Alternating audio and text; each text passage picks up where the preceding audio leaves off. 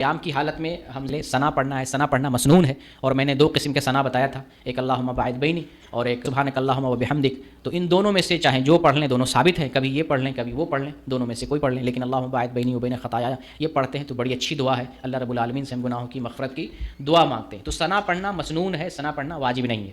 لیکن ثنا پڑھ لینے کے بعد تعوذ اور بسملہ، تعوذ یعنی اعوذ باللہ من الشیطان الرجیم، اور بسملہ بسم اللہ الرحمن الرحیم. تعوذ کہتے ہیں اعوذ باللہ من الشیطان الرجیم کو، اور بسملہ کہتے ہیں بسم اللہ الرحمن الرحیم کو. یہ پڑھنے کے بعد آپ جو ہے سورہ فاتحہ کی قرأت کریں گے. سورہ فاتحہ کی قرأت جہری نماز میں امام کو بلند آواز سے کرنا ہے اور مقتدی کو آہستہ کہنا ہے. جہری نماز میں سورہ فاتحہ کی قرأت نماز کے ارکان میں سے ہے.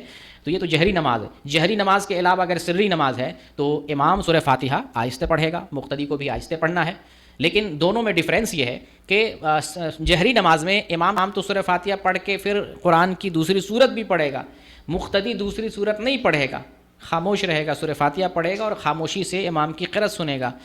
لیکن اگر سری نماز ہو تو سری نماز میں امام کے پیچھے مقتدی کو بھی سورہ فاتحہ بھی پڑھنا ہے اور سورت بھی پڑھنا ہے، خاموش نہیں رہنا ہے، تاکہ ایسا نہ ہو کہ ذہن میں ہمیں ادھر ادھر کے خیالات آ جائے، دنیاوی خیالات آ جائے.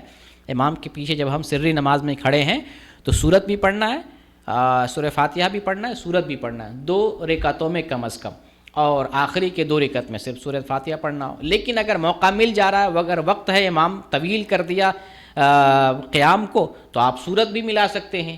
مسئلہ یہ ہے کہ خاموش نہیں رہنا نماز میں پڑھتے رہنا ہے.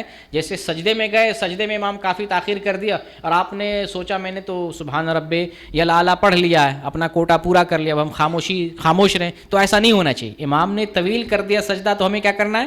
پڑھتے رہنا ہے. رکوع میں گئے، آپ نے رکوع کی تسبیح پڑھ لی، امام طویل کر دیا، آپ کیا کریں گے؟